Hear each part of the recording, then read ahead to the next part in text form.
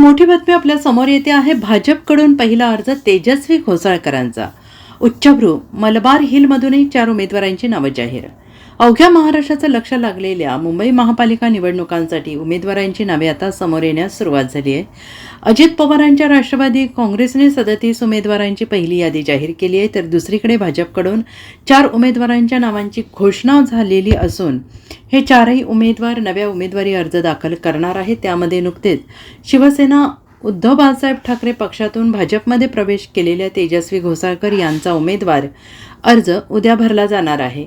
Dahisar ward क्रमांक 2 मधून त्यांचा उमेदवारी अर्ज भरला जाणार असून रॅली काढत शक्तीप्रदर्शन केलं जाईल. आगामी मुंबई महापालिकेच्या पार्श्वभूमीवर आता कोणत्याही क्षणी महायुती आणि ठाकरे बंधूंकडून उमेदवारांची यादी प्रसिद्ध केली जाण्याची शक्यता आहे आणि त्यामुळे सर्वच राजकीय पक्षांमधील इच्छुक उमेदवार अंतिम यादीकडे आणि एबी फॉर्मकडे डोळे लावून बसलेले आहेत. भाजप आणि एकनाथ शिंदे यांची शिवसेना मुंबईत एकत्र निवडणूक लढवणार आहे. या दोघांनी जागा वाटपाचे सूत्र जवळपास निश्चित केलेलं असलं तरी भाजपाने अद्याप मुंबईतील उमेदवारांची अधिकृतपणे यादी जाहीर केलेली नाही. मात्र काही उमेदवारांनी स्वतःच्या सोशल मीडिया अकाउंटवरून उमेदवारी अर्ज दाखल करत असल्याची माहिती दिली. त्यामध्ये दहिसर वॉर्ड क्रमांक 2 मधून मी उद्या सोमवारी उमेदवारी अर्ज भरणार आहे.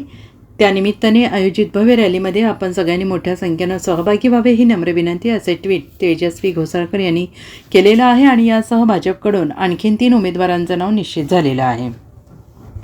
Bureau report SBN Marathi, Mumbai.